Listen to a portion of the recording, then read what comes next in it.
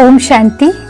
आइए गणेश जी के जीवन से संबंधित एक बहुत ही इंटरेस्टिंग बात को जानते हैं, जिससे हमें प्रेरणा मिलेगी कि हम अपने जीवन में लक्ष्य की ओर निरंतर आगे बढ़ते रहें, ना कि पीछे लौटकर देखें। वो कैसे? जैसे आपके मन में एक विचार हमेशा से चलता होगा, आपके मन में एक विचार भी आता होगा कि आखिर भगवान शिव ने गणेश जी को हाथी का सिर ही क्यों लगाया। हुआ ऐसे कि हमारे जो विद्वान ऋषि मुनि थे, उन्होंने साधारण लोगों के बुद्धि में, मन में ये बात क्लियर करने के लिए कि एक महान व्यक्ति, एक समझदार, विद्वान, ज्ञानी, बुद्धिमान व्यक्तित्व जो होता है वो कैसा होता है, उसे समझाने के लिए उन्होंने प्रतीकों का सहारा लिया। कभी कथाओं का, कभी कहानियों का सहारा लिया, ताकि लोग जल्दी से समझ जाएं। तो इसी तरह हाथी भी एक प्रतीक है, और हाथी में वो सारी क्वालिटी होती हैं जो एक महान व्यक्ति में, एक बुद्धिमान व्यक्तित्व में होती हैं। और वो कैसे, आप ही देख लीजिए। आपने कई बार देखा होगा कि जब रोड में, गली मोहल्ले में हाथी पहुंचता है, उस समय उसके आगे हाथ जोड़ने वाले भी बहुत लोग होते हैं, लेकिन दूसरी बात कि पीछे से भौंकने वाले भी बहुत सारे होते हैं। अब ऐसा क्यों होता है? क्यों भौंकते होंगे हाथी को देखकर? तो वहां पर यह बात क्लियर होती है कि विशेष दो बातें होती है। और वो क्या? एक, हाथी अब तक के जो पशु पक्षी हमने देखा था उन सब से कुछ अलग होता है, विशाल काय शरीर होता है। और दूसरी बात कि उसके आगे कई लोगों की भीड़, हाथ जोड़ने वालों की भीड़ लगी होती है। ये सब देख करके जो पीछे से भौंकने की आवाजें आती रहती है। इसी तरह से जो महान व्यक्ति होते हैं, ज्ञानी होते हैं, उन लोगों के साथ कुछ ऐसे ही होता है। कैसे?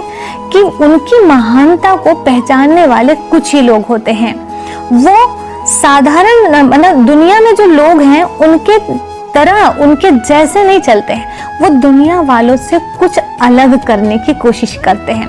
और जब वो दुनिया वालों से कुछ अलग करते हैं तो कुछ लोग उनको समझ पाते हैं कि ये महान है, ज्ञानी है, विद्वान है, इसीलिए उनका सम्मान करते हैं, उन्हें रिस्पेक्ट देते हैं। लेकिन कुछ लोग होते हैं जो उनसे देखा नहीं जाता, कि इनकी महानता देखी नहीं जाती, और उनके आगे इतने लोग सम्मान करने वाले हैं तो वो देखे नहीं जाते।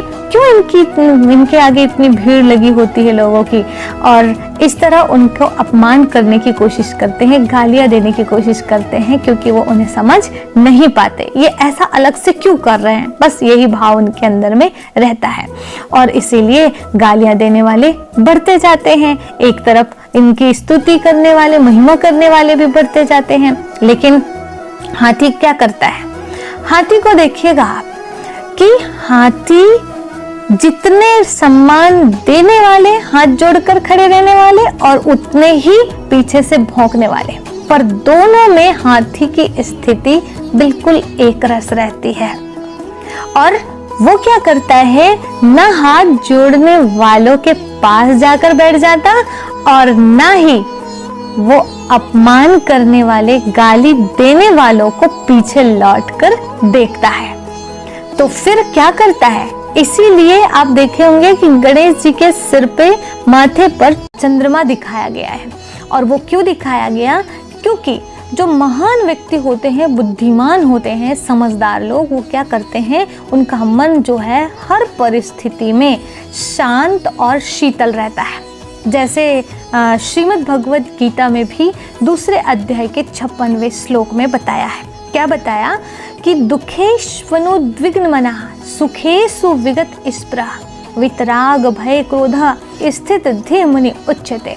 यानी जो सुख में बहुत ज़्यादा खुश ना हो और दुख में बहुत ज़्यादा दुखी ना हो, जिन्होंने राग, भय और क्रोध को सर्वथा नष्ट कर दिया हो, ऐसे लोग ही स्थित प्रज्ञ कहलाते हैं। ऐसे मुनि ही स्थित प्रज्ञ कहलाते हैं। तो जो बुद्धिमान होते हैं वो सुख दुखे समेत कृत्वा लाभा लाभो जया जय, यानी सुख दुख लाभ हानि जय पराजय हर कंडीशन में उनकी स्थिति एक रस रहती है। और ऐसी स्थिति के कारण उनके माथे पर क्या दिखाया? चंद्रमा। चंद्रमा की तरह शीतल और शांत मन रहता उनका। और क्या करते हैं वो? अपनी सूंड को हिलाते डुलाते मस्त शाही चाल से आगे बढ़ते रहते हैं और पीछे वालों की ओछी हरकतों पर ध्यान नहीं देते हैं। इसी प्रकार जो ज्ञानी होते हैं वो भी क्या करते हैं?